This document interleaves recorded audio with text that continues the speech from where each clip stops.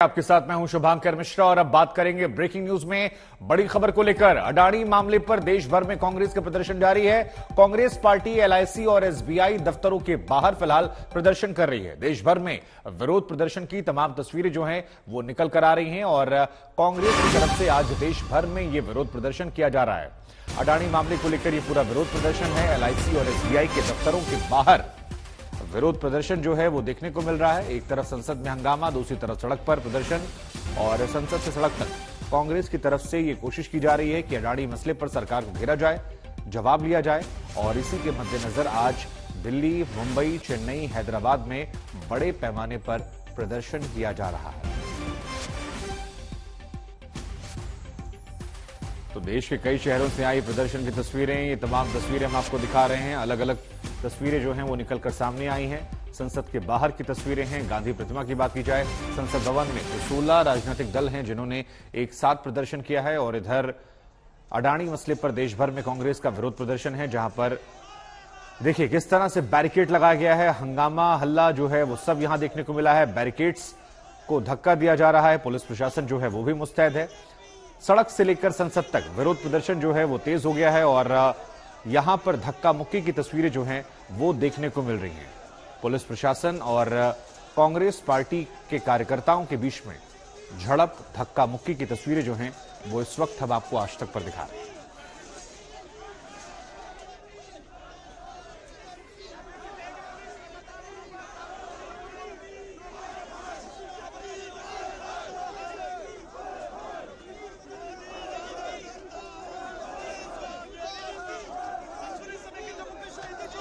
तो ये तस्वीरें हम आपको दिखा रहे हैं, कहीं पर चढ़कर, कहीं पर बैठकर, कहीं पर धक्का देकर। और इसी खबर पर मेरे साथ ज्यादा जानकारी के लिए मेरे सहयोगी आशुतोष मिश्रा जुड़ रहे हैं। आशुतोष, गांधी प्रतिमा पर 16 दलों का प्रदर्शन और देश भर में प्रदर्शन, तस्वीरें हम दिखा रहे हैं। जहां पर आप मौजूद हैं वहां पर प्रदर्शन की क्या स्थिति है, क्या क्या मांगे हैं जिनको लेकर यह प्रदर्शन किया जा रहा है?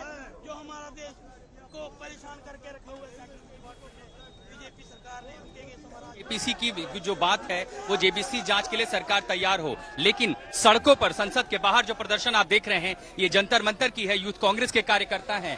बड़ा ही सांकेतिक प्रदर्शन, हाथों में एलआईसी का बोर्ड और उसके साथ एलआईसी का एक बड़ा सा चेक। और जिस तरह के आरोप हमेशा कांग्रेस लगाती रही है बीजेपी पर, प्रधानमंत्री को हमेशा निशाना बनाने के लिए, उसी के सांकेतिक चेहरे और हाथों में ये नोट लेकर के ये मार्च कर रहे हैं एसबीआई का हेडक्वार्टर जो कि पार्लियामेंट स्ट्रीट पर है। अब ये एसबीआई हेडक्वार्टर तक जाते उसके पहले यहाँ बैरिकेड व्यवस्था लगाई गई थी, लेकिन अब ये तमाम यूथ कांग्रेस के जो कार्यकर्ता हैं वो इन बैरिकेड पर चढ़ गए हैं। दूसरी तरफ भी सीआरपी लगाई गई है, वाटर कैनन है, ताकि अगर उधर से जाते तो उन्हें वहां रोक लिया जाता। लेकिन ये उस तरफ आए जहां पर सुरक्षा व्यवस्था उतनी मजबूत नहीं थी, बहुत कम संख्या में पुलिस वाले थे और इसलिए तमाम सारे लोग यहां पर चढ़ गए हैं। जितने सारे प्रदर्शनकारी हैं, देखिए यूथ कांग्रेस के जो नेता है श्रीनिवास नेतृत्व में, ये सारे मार्च करते हुए यहाँ पर चढ़ गए हैं, हाथों में बैरिकेड लिए। और खासकर जो सिंबॉलिक प्रोटेस्ट जो तस्वीरें आप देख रहे हैं, बैनर, पोस्टर, एलआईसी, एसबीआई और इन सब के खिलाफ सबसे बड़ी मांग ये कि जो तमाम एजेंसियां हैं वो जांच की बात क्यों नहीं कर रही हैं, कोई स्पष्ट सफाई क्यों नहीं आ रही है। जहां तक कि निवेशकों की बात है, बाजार के निवेशकों के अलावा वो लोग जो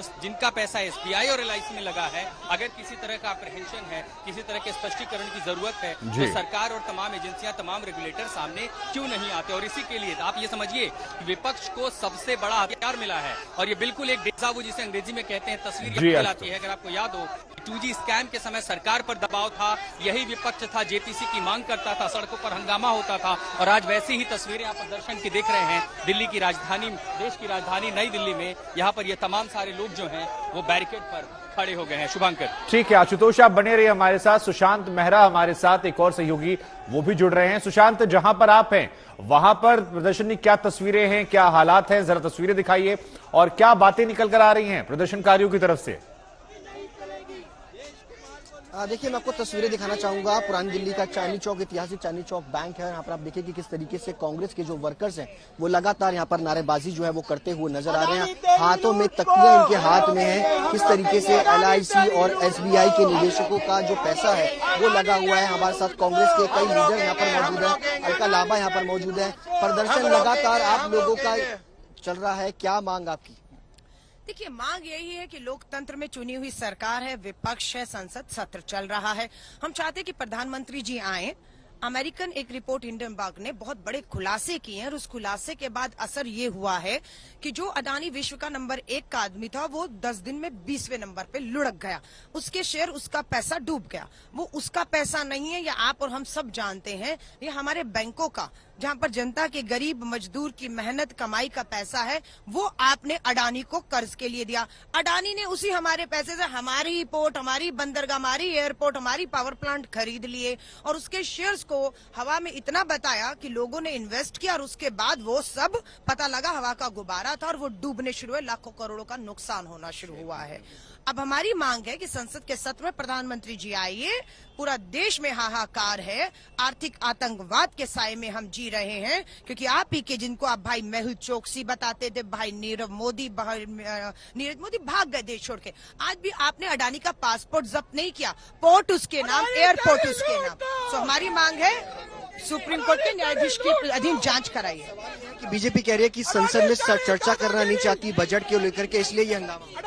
हम चर्चा मांगते हैं, वो चर्चा पर एग्री नहीं हो रहे और उसके बाद सदन सत्र कौन कर रहा है? विपक्ष करता है। सदन को स्थगित करना 11 बजे, 2 बजे, 2:30 बजे दिन भर के लिए कौन है? ये विपक्ष तो नहीं करता ना, ये तो सरकार का स्पीकर के साथ फैसला है कि सदन स्थगित। क्यों? सवालों के जवाबों से बचने का एक ही तरीका है कि लोकतंत्र की आवाज को घोट दो, माइक बंद कर दो, सत्र चलने मत दो और बच जाओ, लेकिन हम सड़कों पर घेरेंगे। 2 में जिस तरीके से 2G स्पेक्ट्रम हुआ था, क्या मानते हैं क्या या उससे भी बड़ा घोटाला? देखिए, वो घोटाला था ही नहीं। अगर था तो बताइए ना, किनको आज दोषी करार देकर संपत्तियां जब्त करके फांसी के तख्तों पर या जेलों में डाला गया? नाम तो बताइए। ये सारा एक आंदोलन जो रामलीला मैदान से 2G, 3G, कोलगेट, नाम तो बताइए। डॉक्टर मनमोहन सिंह जी को बदनाम किया गया कोलगेट में। वो मनमोहन सिंह जी आज भी सबसे बड़ा उनको जो है विदेशों से सम्मान मिल रहा है और आज भी वो हमारे बीच में है। सुई तक नहीं छू पाई उनकी। आप तलवारें निकालने की बात कर रहे थे, तो ये घोटाले असली घोटाले हैं, सच घोटाले हैं। वो घोटाले झूठे थे, जांच भी हो गई, कुछ नहीं निकला और किसी को आप कुछ नहीं बिगाड़ पाए क्योंकि वो झूठ था। ठीक है, यहाँ से भी जांच में आप डर क्यों रहे हैं? होने दीजिए। ठीक है, हम आपके पास आएंगे, आपसे बातचीत करेंगे सुशांत, लेकिन हमारे साथ मुस्तफा जो है वो मुंबई से जुड़ रहे हैं। मुस्तफा, दिल्ली में प्रदर्शन की तस्वीरें आशुतोष और सुशांत ने दिखाई। मुंबई में क्या हाल है? किस तरह से वहां पर प्रदर्शन किया जा रहा है? क्या मांगे वहां पर है? कौन कौन से नेता पहुंचे हैं, जरा बताइए। बिल्कुल, आपको दृश्य पहले दिखा देते हैं। State bank of India Wadala branch के बाहर यहाँ पर मुंबई कांग्रेस की तरफ से जो प्रदर्शन है वो किया गया है। प्रदर्शन इस वक्त जो है शुरू हुआ था। मुंबई कांग्रेस के जो अध्यक्ष हैं भाई जगताप, वो आए हुए हैं। कुछ कांग्रेस के जो कार्यकर्ता यहाँ पर आए हुए हैं, उनसे बातचीत करते हैं, जानना चाहते हैं। ज्वाइंट पार्लियामेंट्री कमेटी की मांग की जा रही है, जिसको लेकर प्रोटेस्ट किया गया है। क्यों आपको लगता है कि सरकार इस पे एक्शन नहीं ले रही? मैं आपको एक बात बोलूं, ये सब मिलीजुली भगत है। आज मैंने धारावी विकास के टेंडर में भी देखा कि जानबूझ के सैकलिन ने क्या टेंडर भरा था और उसको चुप कैसे किया और इसको कैसे दिया। आप बात कर रहे हैं कि धारावी रिडेवलपमेंट का टेंडर अडानी प्रोजेक्ट्स को मिला था, 5000 करोड़ का टेंडर मिला हुआ है और उस पर भी सवाल उठ रहे हैं। उस पर भी आज लोगों के सामने सवाल खड़े किए हैं। और ठीक है, हिडन बैंक ने जो रिपोर्ट दी है जी मुस्तफा, अगर वो गलत है तो उसको साबित करके दिखाओ ना। वो आदमी सामने चैलेंज कर रहा है कि मेरी रिपोर्ट में दम है, मेरी रिपोर्ट बिल्कुल सही है, आप अमेरिकन कोर्ट में भी मुझे लेके जाओ, किधर भी लेके जाओ। तो सरकार उसकी जांच क्यों नहीं कर रही है? बिल्कुल बिल्कुल मुस्तफा, हम आपके पास लौटेंगे, आप बने रहिए हमारे साथ। हमारे साथ राहुल गौतम जो हैं वो जंतर मंतर पर मौजूद हैं। राहुल, जंतर मंतर पर तो वैसे भी आए दिन प्रदर्शन होते रहते हैं, वहां लगातार लोग जमे रहते हैं, लेकिन आज जब कांग्रेस पार्टी देश भर में प्रदर्शन कर रही है तो क्या तस्वीरें वहां से निकल कर आ रही हैं? क्या मांगे हो रही है? क्या खास है वहां प्रदर्शन में? देखिए, मैं मौजूद हूं जंतर मंतर पर। आप बिल्कुल सही कहा। तो कांग्रेस पार्टी जो कि पार्लियामेंट के अंदर भी प्रोटेस्ट कर रही है, अब उसके जो कार्यकर्ता हैं वो यहाँ जंतर मंतर प्रोटेस्ट कर रहे हैं। उनका साफ तौर पर मानना है कि एक जेपीसी बनाई जाए या फिर कम से कम सुप्रीम कोर्ट की निगरानी में एक कमेटी बनाई जाए जो कि जांच करे गौतम अडानी की। और आप देखिए कि किस तरीके से ये लोग अपने हाथ में ब्रीफ केसेस लेकर आए हैं जिसपे LIC लिखा हुआ है, एक चेक लेकर आए हैं जिसपे लिखा हुआ है मोदी मित्र अडानी, और अभी एक पुतला जलाया गया है। आप देख सकते हैं तस्वीरों में यहाँ पर अभी पुतला जलाया गया है नरेंद्र मोदी सरकार का। तमाम जो कार्यकर्ता हैं कांग्रेस पार्टी के वो ये मांग कर रहे हैं कि उनको यहां से निकलकर एसबीआई का जो हेडक्वार्टर्स है जो कनॉट प्लेस में है, यहां से कुछ 100 मीटर की दूरी पर है, वहां तक उनको जाने दिया जाए और वहां पर वो प्रदर्शन करना चाहते हैं। उनका कहना है कि एसबीआई ने गौतम अडानी को क्लीन चिट दी है पूरे मामले में और वो झूठ बोल रहे हैं सरकार के दबाव में। कांग्रेस के ये कार्यकर्ता लगातार प्रदर्शन कर रहे हैं और उनकी साफ तौर पर ये मांग कर रहे हैं कि जेपीसी बनाई जाए, संसद के अंदर उसको लेकर चर्चा हो। सरकार चर्चा से भाग रही है और ऐसे में इनके पास कोई विकल्प नहीं था प्रदर्शन करने के अलावा, ताकि सरकार इनकी मांगों को माने। आप देख सकते हैं ठीक है, तमाम जो ये कार्यकर्ता है, इसके अलावा दिल्ली में अलग अलग जगहों पर दिल्ली कांग्रेस भी प्रदर्शन कर रही है। कुल मिलाकर सरकार को घेरने की कोशिश है। ठीक है राहुल, आप लगातार नजर बनाए रखिए, आप सभी नजर जो है वो लगातार बनाए रखिए, आपके पास लौटेंगे। इस खबर पर हमारी नजर लगातार बनी हुई है। लेकिन अब बात करते हैं दिल्ली मेयर चुनावों को लेकर। दरअसल दिल्ली मेयर चुनावों का चुनाव जो है टल गया है, लगातार तीसरी बार चुनाव टला है। आपको बता दें कि दिल्ली में मेयर चुनाव पर बीजेपी आम आदमी पार्टी का घमासान है और मनोनीत सदस्यों को वोटिंग का अधिकार हो या नहीं, इसी को लेकर हंगामा। लेकिन आज कहा जा रहा है कि जब वोटिंग का अधिकार मिलने की बात आई तो आम आदमी पार्टी के सदस्य जो थे वो नाराज हो गए और हंगामा जो है वो देखने को मिला। आम आदमी पार्टी के मुताबिक नामित सदस्य जो हैं वोटिंग नहीं कर सकते, इसी मुद्दे को लेकर हंगामा हुआ। आम आदमी पार्टी के विधायक सौरभ भारद्वाज ने कहा आम आदमी पार्टी इस मुद्दे पर सुप्रीम कोर्ट जा सकती है। यह भी कहा कि मेयर और डिप्टी मेयर का चुनाव तभी होगा जब निष्पक्ष जांच होगी।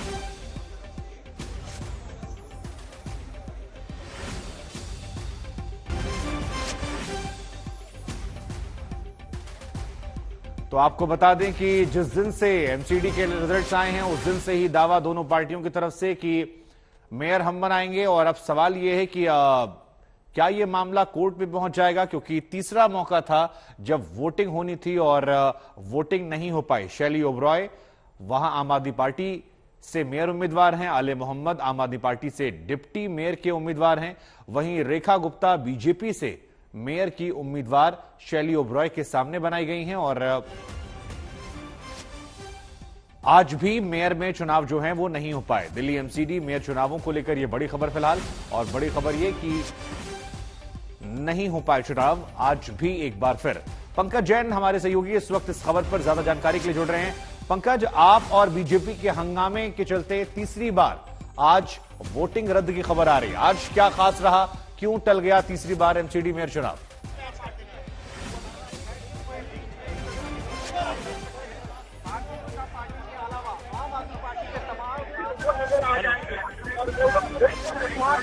पंकज, आप तक हमारी आवाज पहुंच रही है?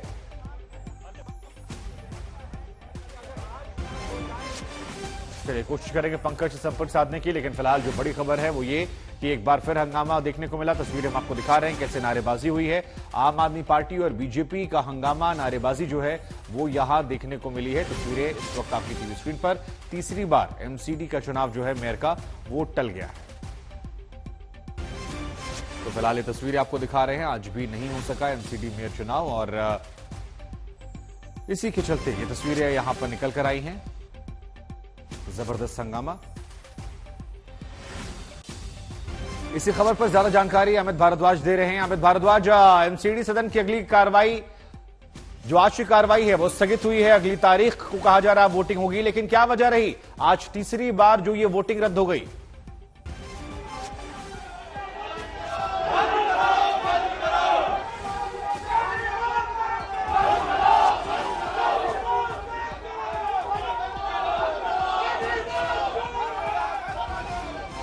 अमित, आप तक हमारी आवाज पहुंच रही है?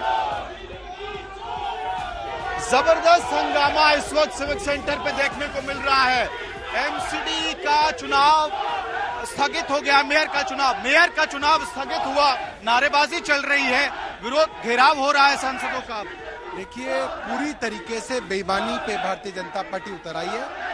आज पूरे देश ने देखा, जो 2 घंटे की टेम्परेरी मेयर बनाई जाती हैं वो खुद कह रही हैं कि तीनों चुनाव में एक साथ कराऊंगी, मैं कराऊंगी, और जो मनोनीत पार्षद होते हैं उनकी मैं वोट कराऊंगी। ऊपर से कह रही हैं कि जिसके ऊपर जो मुकदमा है आम आदमी पार्टी के लोगों पे, तो उनको मैं वोट नहीं डालने दूंगी। तो सीधा बेईमानी पे भारतीय जनता पार्टी उतर आई है और आज सबने देखा है कि किस तरीके से ये जबरदस्ती अपनी सरकार बनवाना चाहती है। तो जो डिप्टी चीफ मिनिस्टर ने आज सुबह पे क्लेम किया था वही सच निकला। देखिए, हमें मालूम था बेईमानी करेंगे, क्योंकि इनके पास नंबर नहीं है और इस वक्त ये सरकार बना के बैठे हुए हैं। देखिए, केंद्र के जरिए ये इस वक्त भी एमसीडी पे सरकार बना के बैठे हुए हैं, तो इनका तो फायदा है इसके अंदर कि चुनाव ना हो, कोई मेयर ना बने, कोई स्टैंडिंग कमेटी ना बने और ये अपनी जोर जबरदस्ती चलाते रहे। ठीक है, तो आम आदमी पार्टी का दावा है कि जो मनीष सिसोदिया ने आज सुबह कहा था वही सच निकला और सिविक सेंटर पे इस वक्त जबरदस्त हंगामा हो रहा है। सेंटर पे हैं बीजेपी के सांसद प्रवेश वर्मा और पीछे आम आदमी पार्टी के कार्यकर्ता उनका घेराव कर रहे हैं, नारेबाजी कर रहे हैं, उनके विरोध में नारे लगाए जा रहे हैं। प्रवेश वर्मा क्या कुछ कह रहे हैं ये समझते हैं।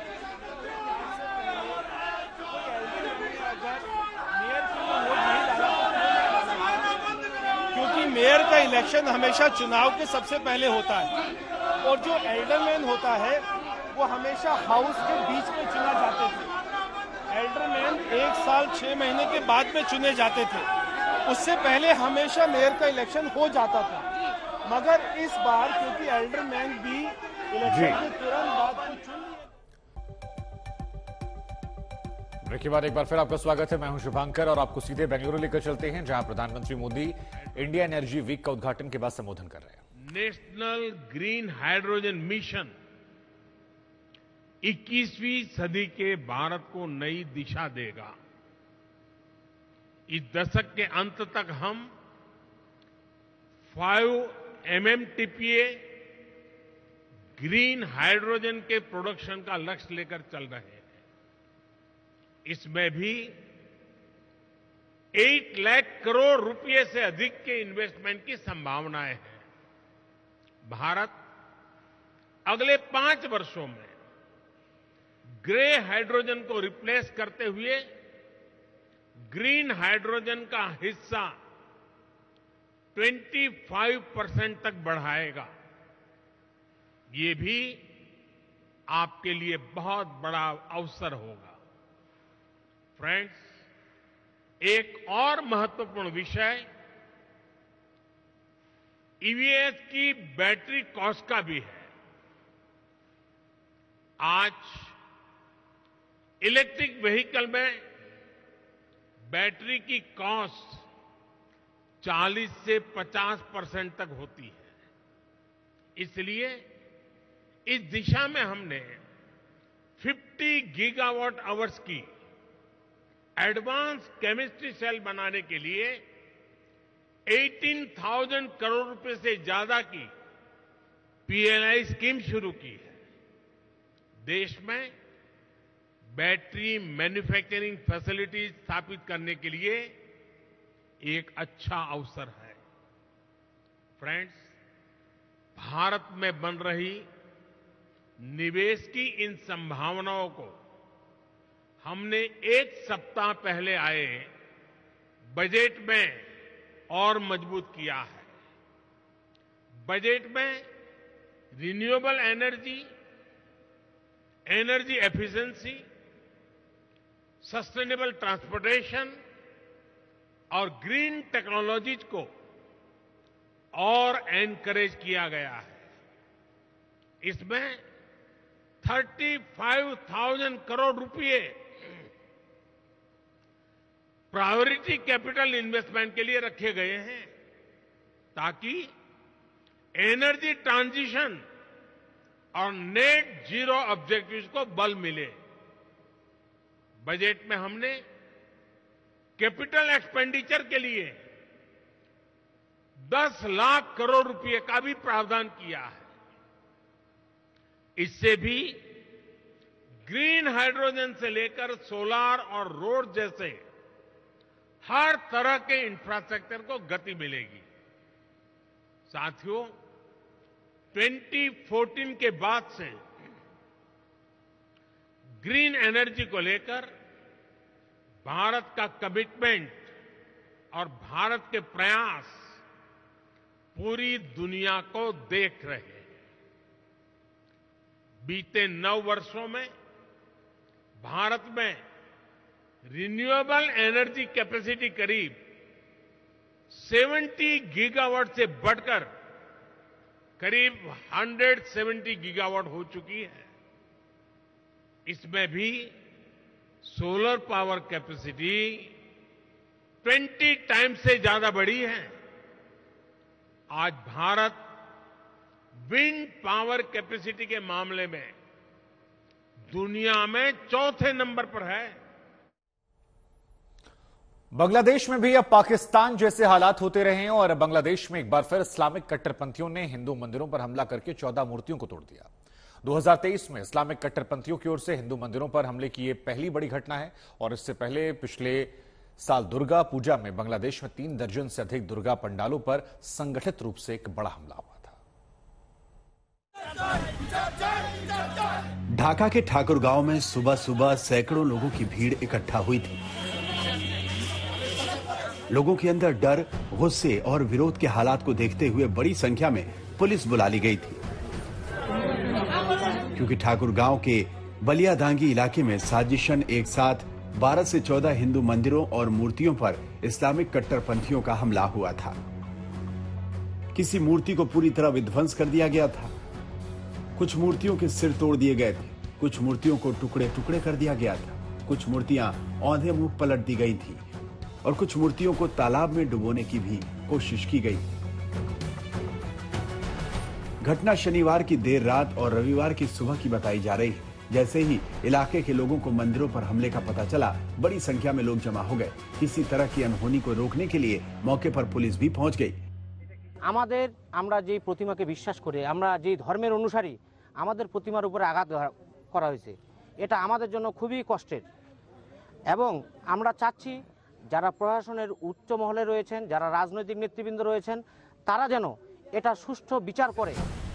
ठाकुर गांव जिले के पुलिस का कहना है कि यह हमला साजिशन किया गया है और एक साथ कई गांवों में मूर्तियां तोड़ी गई हैं। हालांकि मौके पर मौजूद हिंदू समुदाय के लोगों का कहना है कि उनके इलाके में रहने वाले मुस्लिम समुदाय के लोगों से उन्हें कोई शिकायत नहीं रही है। हमले के बाद मौके पर पड़ताल करने गई पुलिस ने घटनास्थल के निरीक्षण के बाद दावा किया कि कम से कम 12 मंदिर और 14 मूर्तियों पर हमला हुआ है।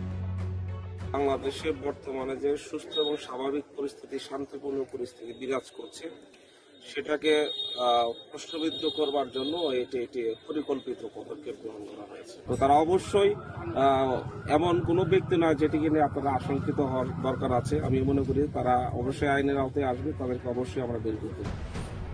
पुलिस हमलावरों को जल्द पकड़ने का दावा कर रही है, लेकिन बांग्लादेश में हिंदू पर्व त्योहारों पर पिछले कुछ दिनों से हमले बढ़े हैं। इससे पहले पिछले साल दुर्गा पूजा के मौके पर बांग्लादेश में इस्कॉन के मंदिरों समेत 35 से अधिक दुर्गा पंडालों पर हमले हुए थे और उस वक्त भी 90 से ज्यादा मूर्तियां तोड़ दी गई थी। इस्लामिक कट्टरपंथियों के उन घातक हमलों के बाद भी पुलिस ने आरोपियों को सख्त सजा देने के दावे किए थे, लेकिन बांग्लादेश में हिंदुओं पर हमले का सिलसिला थमा नहीं है। एक बार फिर हिंदुओं के मंदिरों पर एक साथ संगठित हमले हुए हैं। ढाका से सईदुल हसन खोखो के साथ आज तक ब्यूरो। वैसे अफसोसजनक तो यह है कि बांग्लादेश में हिंदुओं के ऊपर हो रहे मजहबी कट्टरपंथी हमलों की संख्या साल दर साल बढ़ती जा रही है और यही वजह है कि बांग्लादेश में पिछले 40 साल में हिंदुओं की आबादी 13.5% से घटकर 8.5% हो गई। बांग्लादेश के जातीय हिंदू महाजोट नाम की संस्था की ओर से किए गए आधिकारिक दावे के मुताबिक बांग्लादेश में सिर्फ पिछले 1 साल के अंदर 154 हिंदुओं की हत्या कर दी गई, जबकि 424 हिंदुओं पर जानलेवा हमले हुए। 849 हिंदू ऐसे थे जिनकी हत्या की धमकी दी गई। इतना ही नहीं, साल भर के अंदर हिंदुओं के 519 घरों को बांग्लादेश में फूंक दिया गया। बांग्लादेश में 891 हिंदू परिवारों पर इस्लामिक कट्टरपंथी हमले हुए हैं। बांग्लादेश में कट्टरपंथियों के निशाने पर हिंदू महिलाएं भी हैं और दावे के मुताबिक बांग्लादेश में 2022 में 39 हिंदू महिलाओं से बलात्कार और 27 हिंदू महिलाओं से गैंगरेप जैसी घिनौनी वारदात हुई, जबकि 17 हिंदू महिलाओं को बलात्कार के बाद बेरहमी से मार डाला गया। 152 हिंदू महिलाएं ऐसी हैं जिन्हें जबरन धर्मांतरण कराकर मुसलमान बना दिया गया। हम आपको बता दें कि बांग्लादेश में धार्मिक कट्टरता, असहिष्णुता और इस्लामिक चरमपंथियों के हमले के पीछे आतंकवादी संगठनों का भी हाथ बताया जाता है। खासतौर पर धार्मिक मामलों को लेकर बांग्लादेश में पिछले कुछ वर्षों में बड़े और उग्र प्रदर्शन देखने को मिले हैं, जब बड़ी संख्या में हजारों लोग सड़कों पर उतरकर दुनिया के किसी भी हिस्से की घटना पर प्रदर्शन करते दिखते हैं। वैसे बांग्लादेश में भी बढ़ते इस्लामिक कट्टरपंथ के पीछे आतंकवादी संगठनों के हाथ से इंकार नहीं किया जा सकता। बांग्लादेश में आपको बता दें कि 9 से अधिक आतंकवादी संगठन हैं जिन पर सरकार ने प्रतिबंध लगा रखा है। इसमें हुजी बांग्लादेश से लेकर जमातुल मुजाहिदीन बांग्लादेश और इस्लामिक स्टेट के साथ साथ अंसार उल इस्लाम से लेकर अल-कायदा जैसे आतंकवादी संगठनों का एक बड़ा नेटवर्क चल रहा है। यही वजह है कि पिछले कुछ वर्षों से आतंकवादी संगठनों की शय पर मजहबी कट्टरपंथी वारदातें जो हैं वो लगातार बढ़ रही हैं। फिर चाहे जमातुल मुजाहिदीन हो या फिर हरक उल जिहाद या फिर जमात उल अंसार, ऐसे तमाम आतंकवादी संगठन बांग्लादेश में तेजी से अपने पांव को पसार रहे हैं। हम आपको बता दें कि पिछले दिनों बांग्लादेश के counter terrorism and transitional crime की ओर से खुलासा हुआ था और इस खुलासे में बताया गया कि अल-कायदा अब अपनी फ्रेंचाइजी के तहत रोहिंग्या नौजवानों को आतंकवादी ट्रेनिंग देने की भरसक कोशिश कर रहा है और इसमें बांग्लादेश के आतंकवादी संगठन हरकत उल जिहाद अल इस्लामी का सरगना सक्रिय भूमिका निभा रहा है। जाहिर तौर पर बांग्लादेश की सरकार को आतंकवादी संगठनों की हरकतों पर नजर रखनी चाहिए और उनके खिलाफ सख्ती भी बढ़ानी चाहिए, क्योंकि इनकी मिलीभगत के साथ ही बांग्लादेश में हिंदू मुसलमान के बीच माहौल बिगाड़ने की सियासी साजिश की आशंका है। तो ये जानकारी तो इस हमले को लेकर हो गई, लेकिन जो ये हमले हो रहे हैं ये वाकई में चिंताजनक हैं। हालांकि बांग्लादेश की सरकार ऐसे हमलों के पीछे शामिल लोगों पर कार्रवाई का दावा करती है, लेकिन हर साल 10 साल हमने ये देखा कि ऐसे हमले बढ़ते जा रहे हैं। चाहे 6 महीने पहले बांग्लादेश में दुर्गा पूजा के दौरान पूजा पंडालों पर हमले की बात हो या फिर मूर्तियों तोड़ने की घटनाएं हो, करीब साल भर पहले इस्कॉन पर हमला हो, बांग्लादेश में एक के बाद एक इस्लामिक चरमपंथी हमले होते हैं और शोर मचता है। बांग्लादेश सरकार कार्रवाई का दावा करती है, लेकिन कुछ ही दिनों बाद फिर वैसी वारदातें वहां दोहराती जाती हैं।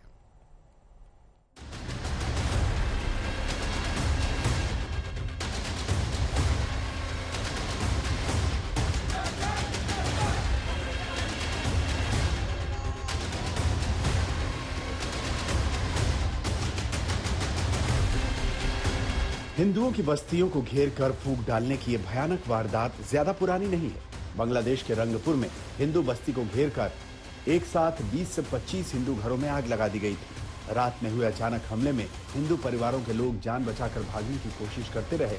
उनका सारा सामान आंखों के सामने जलकर खाक हो गया। ओ बाबा,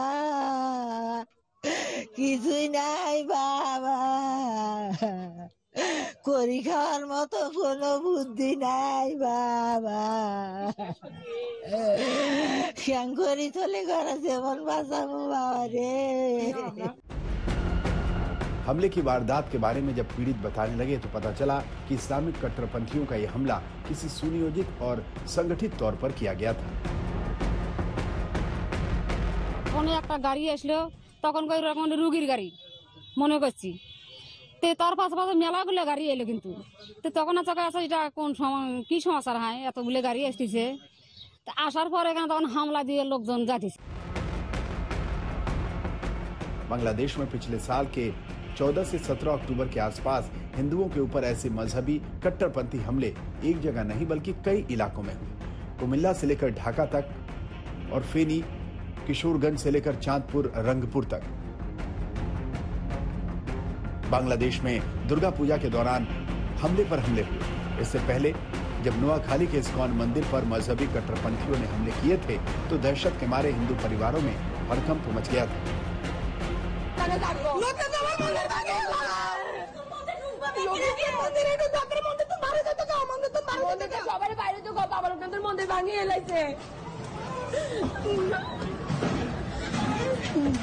তুমি প্লিজ বাড়ির ভিতরে ভিতরে দোকান দোকান সব ভাঙিয়ে লাইতেছে, তো বোঝো না কা কোন বাড়ির এদিকে ভিতরে পর্যন্ত ঢুকছে। দরজাটা ঝাটকা রাখো প্লিজ, সবারই অ্যালার্ট করে দাও, ভাই মন্দির থেকে বাইরে যেতে বলো।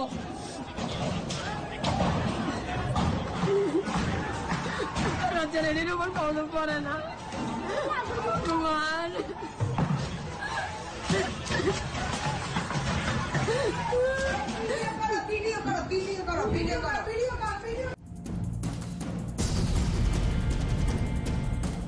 पिछले साल अक्टूबर में हुए उन हमलों में इस्कॉन मंदिर के अंदर कैसे पुजारियों पर जानलेवा हमला किया गया था और वहां कितना विध्वंस हुआ था, उसका सच पूरी दुनिया ने देखा था। কেন আমরা কি অপরাধ করলাম?